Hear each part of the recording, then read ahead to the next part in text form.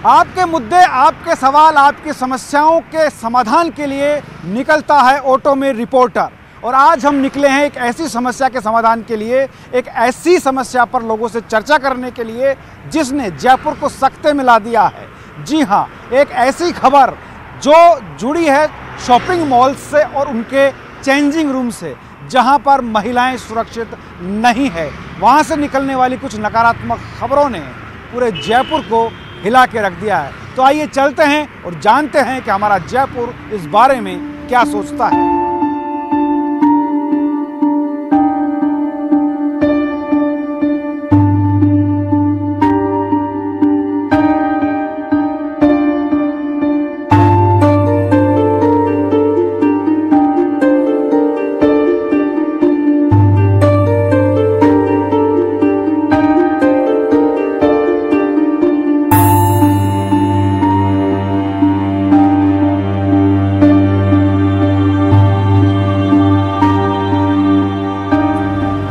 और हम आ गए हैं अभी जवाहर नगर में। यहाँ हम बातचीत करेंगे लोगों से, जानने की कोशिश करेंगे कि आखिर क्या कुछ सोचते हैं लोग। ये देखिए, ये एक मॉल के बाहर मैं यहाँ हूँ।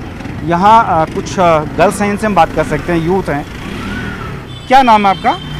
माय नेम इज़ रिया। रिया, एक चीज़ मैं जानना चाहता हूँ। आपने देखा होगा अभी खबरों में, सुर्खियों में रहा कि एक मॉल में जो चेंजिंग रूम है वहाँ फ़ोटो खींचते हुए एक व्यक्ति गिरफ्तार हुआ है। जी। मॉल मालिक उनका मदद करता है, तमाम तरह की इस तरह की खबरें आती हैं। बीइंग ए गर्ल, क्या सोचती हैं आप, क्या कुछ होना चाहिए और कानून जो है कितना लचर है उसमें? जी, जो लड़के हैं वो बिल्कुल भी लड़कियों को सेफ नहीं रहने दे रहे हैं। उनको ये नहीं आ रहा कि उनके घर पे भी उनकी बहनें होगी, उनकी भी वाइफ होगी आगे फ्यूचर में, कि उनको भी ऐसी प्रॉब्लम्स आ सकती है। तो उनको ऐसा नहीं करना चाहिए मेरे हिसाब से। हमारे पिंक स्क्वायर, हमारे पास में ही स्थित मॉल में ऐसा हुआ है कि वहाँ पे एक लड़का पाया गया जिन्होंने ये लड़कियों की, गर्ल्स की फ़ोटोज़ निकाली, जिसको बिल्कुल अच्छा नहीं है, क्योंकि ये लोग आगे जाके उन लड़कियों को ब्लैकमेल करके उनसे पैसे लेते हैं और उनको बहुत ज़्यादा ब्लैकमेल करते हैं, उनकी फैमिली को ब्लैकमेल करते हैं, जो बिल्कुल भी सही नहीं है। आप क्या सोचते हैं?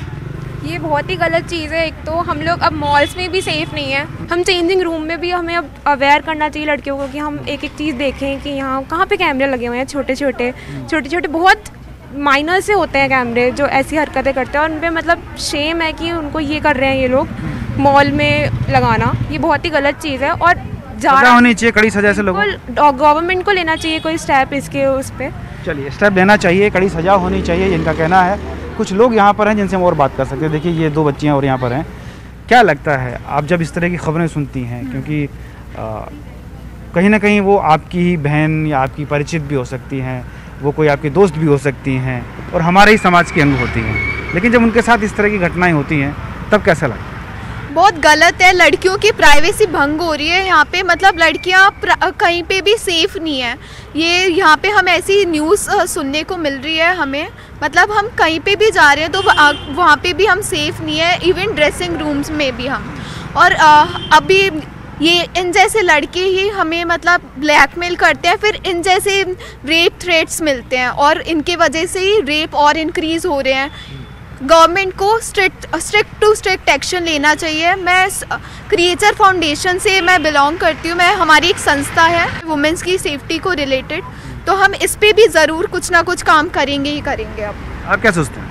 गर्ल्स के लिए मैं ये की बात कहना चाहूँगी कि उन्हें पूरा ध्यान रखना चाहिए कि आप कहीं जा रहे हो तो किसी पे भी ब्लाइंडली ट्रस्ट मत करो। आप पहले देखो कि आपकी सेफ्टी फर्स्ट है। कई बार ऐसा भी होता है कि जिस मॉल में आप गए हैं, जो चेंजिंग रूम जिस शोरूम वाले का है, वो भी उनके साथ मिला रहता है। जी सर, ये बहुत बार होता है, देखने को भी काफ़ी बार मिलता है, इसलिए तो उनको सब कुछ पता होता है कि ये सब हो रहा है। तो मैं इसके लिए एक ही बात कहना चाहूँगी, गर्ल्स को खुद को अवेयर होना चाहिए इस बारे में। वुमेन सेफ्टी को लेकर हम बात कर रहे हैं, तो जिस तरह से चेंजिंग रूम वाली जो खबर है वो सुर्खियों में है, पहली हेडलाइन बनी है। आपको क्या लगता है किस तरह के लोग समाज में जो चीज़ें पैदा कर रहे हैं, वो उसमें क्या क्या कानूनी प्रावधान होने चाहिए, सामाजिक दृष्टि से उसको किस तरह से हम ये तय कर पाएँ कि ये चीज़ें ना? वैसे तो ऐसे कई तरह के एक्ट्स हैं अपने ऑलरेडी कानून में जो इस तरह की घटनाओं को रोकता है या फिर कड़ी से कड़ी सज़ा दिलाता है। मैं राजा पार्क में इतने सालों से रह रही हूँ एंड पिंक स्क्वायर मॉल की जब मैंने कल ये खबर सुनी तो मैं शॉक रह गई कि मैं जहाँ से इतनी शॉपिंग करती हूँ, इतना ज़्यादा जहाँ से मैं ख़रीदती हूँ, वहाँ ऐसी घटना हुई है। तो इवन मेरे पेरेंट्स भी सकते में हैं कि क्यों ऐसा क्यों हो रहा है और वो भी डरे हुए हैं। कि ऐसी किसी के साथ भी नहीं होनी चाहिए। मैं सबसे पहले तो सारी गर्ल्स को बोलना चाहती हूँ, अगर आप किसी ऐसे चेंजिंग रूम में कहीं भी जाते हो तो प्लीज़ अपना कैमरा ऑन करके देखिए वाइब्रेशन हो रही है या नहीं, कोई ऐसा ब्लैक पॉइंट या कोई रेड पॉइंट मिल रहा है तो प्लीज़ तुरंत आप वहाँ के जो ऑनर हैं, जो भी वहाँ का कस्टमर सर्विसेज वाला जो भी ऑफिस है वहाँ पे उसको बताइए, उनको जाके इन्फॉर्म कीजिए इस तरह की इन्फॉर्मेशन है। और ऐसे लोगों को वहाँ की लोकल जो एडमिनिस्ट्रेशन है उसको सख्त से सख्त सज़ा देनी चाहिए। तो ऐसा जी बिल्कुल, मैं आपसे सवाल ये करना चाहता हूँ कि जिस तरह से कई बार ये होता है शोरूम मालिक भी उसमें मिला हुआ होता है, कर्मचारी को मोबाइल दे रखा है, वो वीडियो बना रहा है या कोई भी स्पाई कैम लगा रखा है, लेकिन शोरूम मालिक की जो मिली भगत होती है FIR दर्ज कराने में वो काफ़ी बाधाएं डालता है, प्रेशर बनाता है पुलिस पर। क्या लगता है, क्या सोचती है आप इस पर? लड़कियां जितनी अपनी सेफ्टी रखें उतना ही बहुत हो सकता है। अगर हमको पता भी चलता है कि ऐसे कैमरे लगे हुए या कोई गलत मिसयूज़ कर रहा है तो हमको उसको सख्त से सख्त कार्रवाई लेनी चाहिए, जिससे हमारी भी सेफ्टी हो। और मैं सारी लड़कियों से यही कहना चाहती हूँ कि जितना आप अपनी सेफ्टी कर पाओगे उतना कोई नहीं कर पाएगा। आपको क्या लगता है, कानून तो बन जाते हैं लेकिन कहीं ना कहीं राजनीतिक दबाव, आर्थिक दबाव काम करता है और सज़ा ऐसे लोगों को बहुत कम मिल पाती है? कई बार मिलनी चाहिए, सज़ा मिलनी चाहिए। चलिए, सज़ा मिलनी चाहिए। और भी आगे लोग, इनसे बात करते हैं। शॉपिंग हो गई आपकी आज की? हाँ जी। अच्छा, आपको क्या लगता है जो चेंजिंग रूम है उसमें कितनी सुरक्षित हैं महिलाएं? सर बिल्कुल भी नहीं है सुरक्षित, और मैं नहीं चाहती कि भाई चेंजिंग रूम में ऐसे कैमरे होने चाहिए, बल्कि इसको बैन कर देना चाहिए, जो सरकार के द्वारा होना चाहिए। और लेडीज़ के लिए बिल्कुल सेफ्टी नहीं है। आपको लगता है कि जब शोरूम खुले सुबह तो उसके मालिक को और एक सिक्योरिटी एजेंसी ऐसी हो जो पूरा चेक करे कि ऐसा कुछ भी नहीं, क्योंकि दिन भर में सैकड़ों महिलाएं और बच्चियां वहाँ पर आती हैं? बिल्कुल सर, बिल्कुल होना चाहिए, बिल्कुल होना चाहिए। ये चेकिंग होनी चाहिए जिससे जो है लेडीज़ हैं वो अपना सुरक्षित महसूस करें, ये बहुत ज़रूरी है और आजकल के फेस में तो बहुत ज़्यादा ज़रूरी है। आप क्या सोचते हैं? मैं तो ये सोचती हूँ कि मॉल्स में चेंजिंग रूम में बैन कर देना चाहिए कैमरास, एंड अगर उसके अलावा भी वो लोग ना सुने तो कानून को अपनी एक नई प्लानिंग करनी चाहिए, एक नई सज़ा प्लान करनी चाहिए उस तरह के लोगों को, ताकि लेडीज़ की सुरक्षा सबसे ज़्यादा इस वक्त बहुत ज़रूरी है। जी, तो सुरक्षा जो है, महिला सुरक्षा बहुत ज़रूरी है और उसके लिए जितने भी एहतियातन प्रबंध किए जाने चाहिए कम हैं, क्योंकि राजधानी जयपुर गुलाबी नगरी जो विश्व वृत्त पर अपना एक विशेष स्थान रखती है, वहाँ अगर इस तरह के बदनुमा दाग लगेंगे उसके चेहरे पर तो बदनामी मढ़ी जाएगी जयपुर के सिर पर। हम नहीं चाहते कि जयपुर के सिर पर कोई बदनामी मढ़ी जाए। ये हमारा गुलाबी नगर है, हमारी गुलाबी नगरी, जहाँ अगर इस तरह की घटनाएं होंगी तो वो शर्मसार करेंगी मानवता को भी। आगे भी हम चलते हैं और जानेंगे क्या कुछ सोचते हैं यहाँ के लोग और इस घटना से कितने सहमे हैं।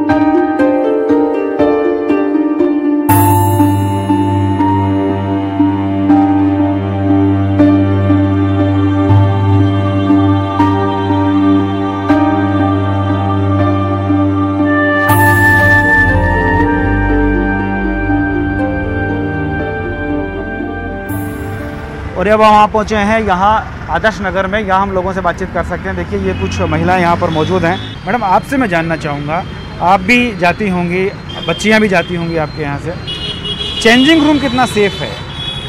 देखिए अभी अगर हम बच्चियों की बात करें या महिलाओं की बात करें तो कोई जगह ऐसी सुरक्षित नहीं है कि जहां हम बोल सकें कि, और ये जो घटना हुई है जिस तरह से मॉल में कि जहाँ पे बच्चियाँ एक सुरक्षित महसूस करती है उसको, अगर वहाँ भी इस तरह की घटनाएं होने लगी तो मुझे लगता है कि हमारा शहर में बच्चियाँ डरी हुई तो पहले से हैं और ज़्यादा डर जाएंगी। मैं चाहूँगी कि जो भी जिसने भी इस तरह के करतूत किए है या जिस तरह का अपराध किया है उसे सख्त से सख्त सज़ा मिले तो सही। जी, ऐसी घटनाओं को रोकने के लिए सख्त सज़ा का प्रावधान हो। देखिए यहाँ पर एक और सज्जन, इनसे हम बात करते हैं। क्या शुभ नाम है साहब आपका? महेंद्र सोनी। महेंद्र जी, क्या लगता है, क्या कानून लाचार है या हमारी व्यवस्थाएं लाचार हैं या सामाजिक ढर्रा कुछ ऐसा हो गया है कि अब तो चेंजिंग रूम में भी बच्चियां सेफ नहीं है, महिलाएं सेफ नहीं? देखिए, सबसे पहले तो सरकार को विशेष ध्यान देना चाहिए। सरकार ने पुलिस प्रशासन बनाया है। एक अभी देखा जाए तो अभी हाल ही में एक महिला स्क्वाड बनाई है। उस महिला स्क्वाड का काम क्या है? अभी हमने देखा कई इन दिनों में लॉकडाउन में रैलियाँ निकाल रही हैं, ठीक है, और मास्क बांट रहे हैं, अच्छी बात है, लॉकडाउन में करना चाहिए ये काम। लेकिन महिला स्क्वाड को हमने ये देखा है कि केवल 2 महिलाएं स्कूटी पे बैठकर आना जाना लगाए रखती हैं और शाम को अपनी ड्यूटी ऑफ करके घर चल जाती हैं। क्या उनका ये काम नहीं है कि ऐसे मॉल के अंदर जाके एक औचक निरीक्षण करें, उनको देखें कि यहाँ पर क्या हो रहा है, महिलाओं की सुरक्षा वहाँ पर सही है या नहीं है। अच्छा, इसमें एक चीज़ और है, सरकार ने एक कदम उठाया था कि जहाँ पर मेल फीमेल काम कर रहे हैं वहाँ से कमेटी बनाई जाती है जो ये इंश्योर करे कि महिलाएं सुरक्षित हैं। वो HR डिपार्टमेंट में उसमें होता है, उनकी भी जिम्मेदारी होती है। तो इतने बड़े मॉल जो जयपुर में है वहाँ ये सब हो रहा है। जी, ऐसी एक कमेटी बनाने का प्रावधान गवर्नमेंट ने पास किया था, जिसके अंदर गवर्नमेंट सेक्टर के साथ साथ प्राइवेट सेक्टर में भी वो क्षमता वाले जिसके अंदर 4 या 4 से अधिक एम्प्लॉय काम कर रहे हैं, जहाँ महिलाएं काम कर रही है, वहाँ पर ऐसी समितियाँ बनेगी। लेकिन देखने में यह है कि ऐसी समितियाँ वहाँ केवल कागजों में सीमित है या फिर नहीं बनी है, रस्म बन के रह गई, केवल रस्म बन के रह गई है। गवर्नमेंट का ध्यान भी नहीं है इस पर। देखिए, अगर मैं कायदे कानून और नियम को लेकर चलूँ तो मेरे को एक चीज़ ये याद आती है कि सरकार और जनता और जितने भी जो दुकानदार हैं उनको लेकर के बिल्कुल वही चीज़ काम करती है जैसे सास और बहू के कायदे कानून जन्म जन्मांतर से काम करते आ रहे हैं कि सास ने अपना कोई कायदा कानून लागू किया है, लेकिन कोई ज़रूरी नहीं कि बहू उस चीज़ को माने। अगर बहू उस चीज़ को मान के चलती है तो आप ये मान के चलो कि वो चीज़ें सुरक्षा के अंदर आएगी ही आएगी। उसी प्रकार से सरकार ने जितने भी कायदे कानून बनाए हैं वो अपने हिसाब से सख्त कायदे कानून बनाए हैं, लेकिन जहाँ तक जनता है, दुकानदार है और जो महिलाएं हैं, लड़कियां हैं, वो उनको सख्ती से नहीं अपनाती है। वो उसको देखती है, भाई ठीक है देख लेते हैं क्या होगा, कुछ भी नहीं होगा, हमारे क्या फ़र्क पड़ेगा। इसलिए क्या है, जनता को भी इसके लिए बहुत ज़्यादा जागरूक होना पड़ेगा। इनसे हम बात करने की कोशिश करते हैं। क्या नाम है आपका? वनीला मंगलानी। अच्छा मंगलानी जी, एक चीज़ मैं जानना चाहता हूँ कि जिस तरह से सुर्खियों में भी एक खबर है कि जो शॉपिंग मॉल्स होते हैं वहाँ पे शॉपिंग करने के दौरान महिलाओं को बड़ी दिक्कत का सामना करना पड़ता है, ख़ासतौर पे चेंजिंग रूम में। कई बार कैमरेज और उनकी अश्लील फ़ोटो ये सब वायरल हो जाती है। क्या सोचती हैं आप इस बारे में? जिन्होंने ये काम करते हैं उनकी सोच पता नहीं कैसे होती है, बिल्कुल ही कुछ कह ही नहीं सकते उन लोगों के बारे में। बहुत ही घटिया जिस तरह की बहुत ही ज़्यादा घटिया, तो उनके लिए तो बहुत बड़ा एक्शन लेना चाहिए। एक्शन लेना चाहिए। क्या सावधानियाँ रखनी चाहिए ऐसी? सावधानी लेडीज़ को मतलब हर तरफ से रखनी चाहिए, जैसे कैमरे में। कैसे सेफ महसूस करेंगे जब आप शॉपिंग करने जाएंगे? कहीं पे भी सेफ नहीं है देखा जाए तो, क्योंकि आजकल जो शॉपिंग का जो चलन चला है वो मतलब ऐसे चला है कि हम सडनली शॉपिंग पे चले जाते हैं।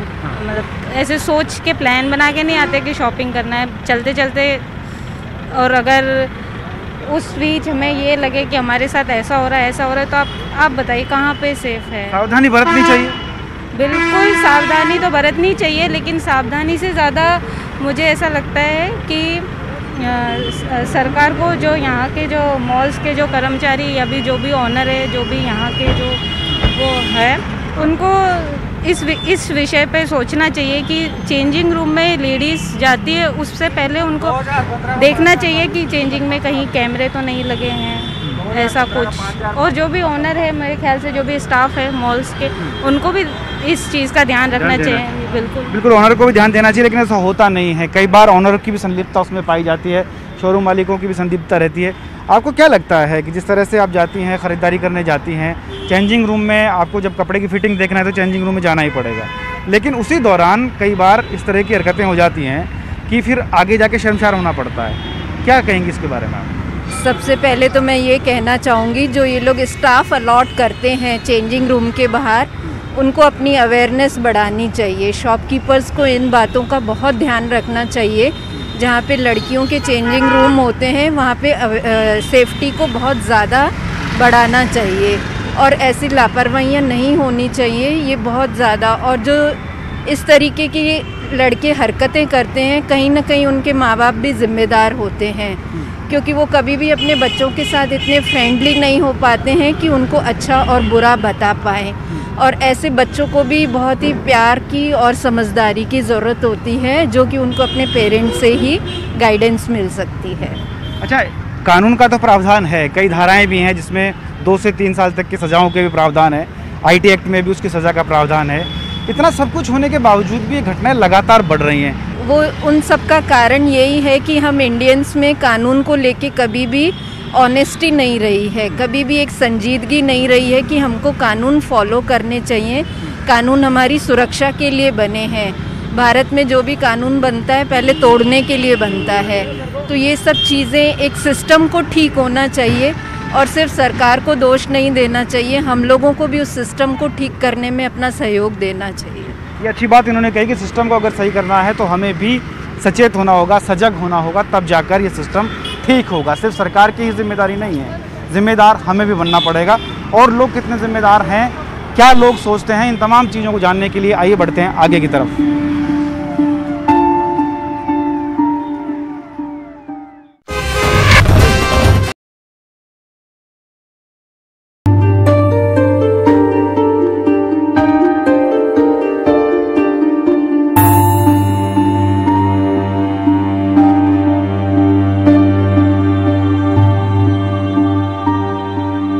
और शहर का हाल जानने के लिए हम चार दीवारी में पहुंच चुके हैं। चौड़ा रास्ता में मैं मौजूद हूं।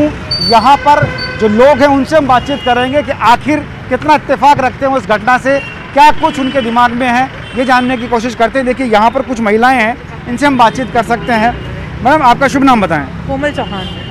कोमल, मैं आपसे एक चीज़ जानना चाहता हूँ कि जिस तरह से एक खबर बड़ी सुर्खियों में रही, अभी राजधानी जयपुर को शर्मसार करने वाली खबर थी कि एक शोरूम के अंदर फ़ोटो खींची जाती थी चेंजिंग रूम में, और ऐसी घटनाएं पहले बेंगलोर और मुंबई और तमाम जगह से इस तरह की घटनाएं आई थी, लेकिन अब जयपुर भी अछूता नहीं है। क्या सोचते हैं? जयपुर के लिए बहुत शर्मिंदगी वाली बात है कि इस तरीके की घिनौनी हरकत की जा रही है और हमें इसके लिए सख्त कानून की कार्रवाई करनी चाहिए। और जिसने ये सब किया है उन पर आरोप के साथ हमारे एक मुआवजा उनको देना चाहिए, जिससे आगे के लिए ना कानून व्यवस्था में बहुत अच्छा कार्य करना चाहिए इसमें। आप मैडम जाती हैं शोरूम में, कपड़े खरीदती हैं अपनी पसंद की, अपनी फिटिंग भी वहाँ चेक करनी होती है कि कपड़ा मेरे पे फिट है या नहीं है, कितना सुरक्षित पाती हैं वहाँ पे अपने आप? सर एक्चुअली में घर से बाहर निकलते ही महिला अपने आप को सुरक्षित ना महसूस करे ज़्यादा बेटर है। चाहे कितने भी कानून बन जाए, महिला सुरक्षित नहीं है। आज मान लीजिए हम लोग किसी शोरूम में जाते हैं, फिटिंग सोचते हैं कि बार बार आने जाने का नहीं होगा, हम सीधे यहीं पे चेंजिंग रूम में जाएं और चेंज करें और आ जाएं, लेकिन सर ये पॉसिबल नहीं है। क्यों? क्योंकि उनको पता नहीं कहाँ हिडन कैमरे लगे हुए हैं, हिडन कैमरे को चेक कैसे किया, लड़कियों को इतना भी अवेयर तो किया नहीं जाता है। साथ में अगर उनके साथ कुछ मिसहैपनिंग होती है, कोई रूम होते हैं अदर कोई कैमरा, जैसे कि कोई मोबाइल कैमरा यूज़ कर रहे हैं, मान लीजिए फिटिंग नहीं है कोई कैमरा और कोई मोबाइल कैमरे को यूज़ कर रहा है, तो वो लड़कियाँ कैसे पता लगाएंगी? तो ये सारी चीज़ तो शॉप वाले खुद, जिनका मॉल है वो खुद अगर इन चीज़ों को करेंगे तो ज़्यादा बेटर है। अगर टीम भी आएगी तो एक बार आएगी, चेक करके चली जाएगी, उसके बाद में ज़रूरी नहीं है कि वहाँ पर वो काम ना हो। मोबाइल कैमरा आजकल 5-5 मिनट में आप देख लो, अगर आप टॉयलेट भी जाएंगे तो रूम में कैमरा आपके पास में होगा ही होगा। तो ये कैमरा तो कभी भी यूज़ किया जा सकता है। अब खुद की अवेयरनेस ही आपको सेव कर सकती है, आपको खुद की अवेयरनेस होना बहुत ज़रूरी है। किस तरह की अवेयरनेस हो खुद की, क्या सोचे, क्या समझे, क्योंकि टेक्निकल चीज़ें हैं, हर आदमी टेक्निकल माइंड नहीं रखता। एग्जैक्टली सर, अपना कहना ये है कि जैसे स्कूल होते, कॉलेज, ज़रूरी नहीं है मॉल में ही ऐसा काम हो, आपके साथ ये काम कहीं पर भी हो सकता है। अगर आप स्कूल के टॉयलेट में हैं, वहाँ भी आपके साथ ऐसा हो सकता है। तो आपकी अवेयरनेस स्कूल में, घर में हमको प्रोटेक्शन कैसे करना, ये सारी चीज़ें सिखानी चाहिए। ना कि आजकल क्या है कि घर में लोग बाग ये सोचते हैं हम ये चीज़ें नहीं बताएं, अरे बच्चों के सामने ऐसे कैसे बोलें। बिल्कुल, आपको 5th स्टैंडर्ड के बाद में बच्चों को सिखाना पड़ेगा।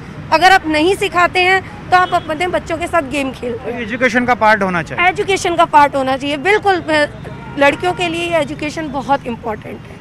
ये बहुत अच्छी बात है अगर शिक्षा में इसको शामिल किया जाएगा कि किस तरह से अपना ख्याल रखना है, किस तरह से अपने को सेफ रखना है, क्या एहतियात हमें बरतने हैं, तो शायद इस तरह बंदिश लग सकेंगी। हालांकि पूरी तरह बंद हो जाएगा तो नहीं कहा जा सकता, क्योंकि हर बार टेक्नोलॉजी बदलती है, भूमिका बदलती है, समय बदलता है। सर, आपसे मैं जानना चाहता हूँ, कैसा लगता है जब हम इस तरह की बातें सुनते हैं कि एक चेंजिंग रूम में, क्योंकि वहाँ हो सकता है कभी हमारे घर से भी कोई गया हो, अपना कोई परिचित गया हो, इस तरह की घटनाएं जब सुनते हैं तो एकदम से कैसा महसूस होता है? इस तरह जब घटनाएं होती है मन तो विचलित होता ही है, लेकिन जब महिलाओं के साथ कोई हादसा होता है तो सुर्खियाँ बनती हैं, कमेटियाँ बनती हैं, निर्भया स्क्वाड बन जाता है, लेकिन वो वर्क नहीं करते। महिला निर्भया जो स्क्वाड है उनका काम है अब ये रह गया कि रैलियाँ निकालना, वो प्रॉपर तरीके से वर्क नहीं करते। महिला स्क्वाड का काम ये होना चाहिए कि प्रॉपर मॉल जाएँ, शोरूम जाएँ और वहाँ जाके चेक करें कि ये लोग यहाँ पर स्टाफ किस तरह से वर्क कर रहे हैं। आज जयपुर की ये हालत है, कोई भी गर्ल्स किसी भी ऑफिस में, शोरूम में, मॉल में काम, फैक्ट्री में जाती है वो, तो वहाँ के स्टाफ के लोग ही उसके साथ गलत करने की कोशिश करते हैं, चाहे मजाक के नाम पे हो, फ्रेंडशिप के नाम पे हो। आजकल खुलेपन के नाम पर भी कुछ होने लगा। बिल्कुल खुलेपन के नाम पे होने लगा है, उसका मिसयूज़ हो रहा है। चलिए, ये लोग थे, जयपुर वासी थे, तमाम चीज़ें लोग बता रहे थे कि किस तरह से उन्हें ख्याल रखना चाहिए, कानून के दायरे में क्या आना चाहिए, क्या नहीं आना चाहिए, महिलाओं को किस तरह से सुरक्षा का पालन करना चाहिए। अपनी सुरक्षा खुद रखेंगे तो ज़्यादा सुरक्षित रहेंगे। हमें किसी संस्था या सिर्फ सरकार के भरोसे नहीं रहना है। सरकार अपना काम करती है, सरकार ने कानून बनाए हैं, लेकिन सिर्फ कानून के भरोसे नहीं रहा जा सकता, क्योंकि मैं बार बार कह रहा हूँ, समय बदलता है, टेक्निकल चीज़ें बदलती हैं, लोग अलग अलग तरीके ईजाद कर लेते हैं महिलाओं को ब्लैकमेल करने के लिए, ताकि उनका काम चलता रहे।